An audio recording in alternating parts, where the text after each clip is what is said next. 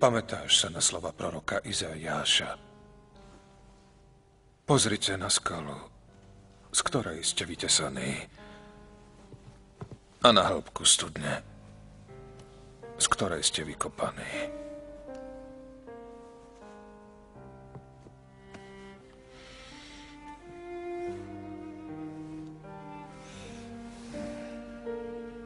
Hľadím na teba a vidím skalu, z ktorej som vytesaný, a hĺbku studne, z ktorej som vykopaný. A Ježiš lámal chlieb, hovoriac: vezmite a jedzte z neho všetci. Toto je moje telo, ktoré sa obetuje za vás. Toto robte na moju pamiatku.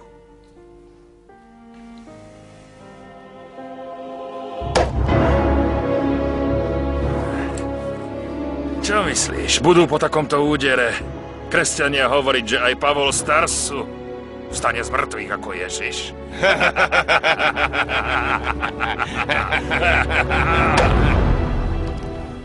O mňa sa už nemusíš báť. To teba si Ježiš zvolil. Tento raz zasa neviem, aké má zámery. Vybral si teba. A robí to tak naďalej. Pas jeho baránky. Z Jeruzalema do Ríma, do všetkých končín sveta.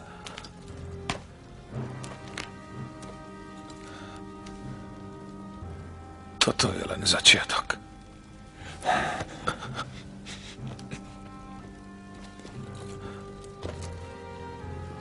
Peter, premohol ma strach. Aj Ježiš má strach, keď bol na kríži. Ale ja som len človek. A Ježiš bol človekom. Bol ako my a poznal strach.